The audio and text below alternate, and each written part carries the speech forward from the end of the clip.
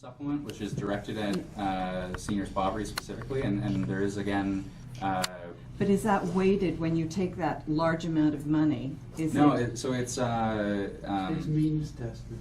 Both are means tested in different ways. Well, but I'm just talking about spending dollars. Yeah. So the increase is simply by virtue of we have an increased seniors population, and so it's to maintain the pace of those existing programs. So those programs don't change.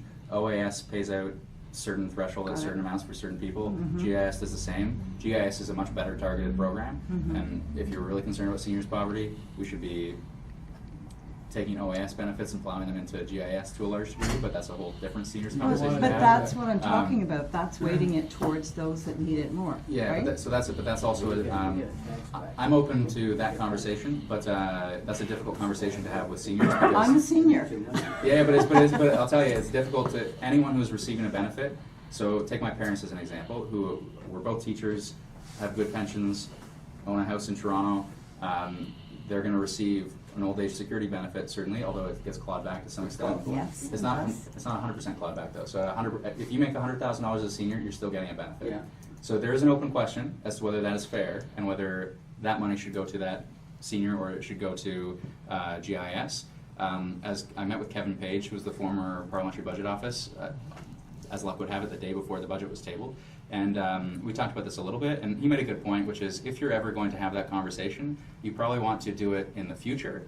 So you might say, we're going to make this decision, but it's going to affect people 10 years or 20 years from now, because there are a lot of seniors who have been working who might have mentally relied upon receiving those benefits, and you don't want to be cutting them off at the knees and saying, oh, we're changing it next year. So I think if you're going to credibly have a long-term conversation, which is I think an important one to have, especially with the stress on federal finances with the growing seniors population, I think you have to be very long-term about those conversations. I think would be a fair way of putting it.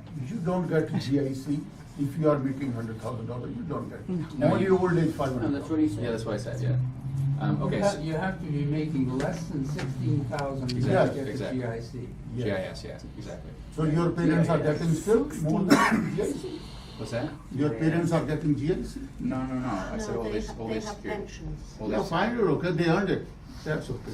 Yeah, but let's be very clear, right? There are three main planks to retirement security: guaranteed income supplement, which is very targeted towards the poorest of seniors; old age security, which is Well, yeah. Anyways, I have three questions. I'll just take one, ask two at the moment. One is regarding international development and any timetable towards the 0.7% of GDP, which was first stated by Lester Pearson, the former Prime Minister, Yeah. when we looked at the UN.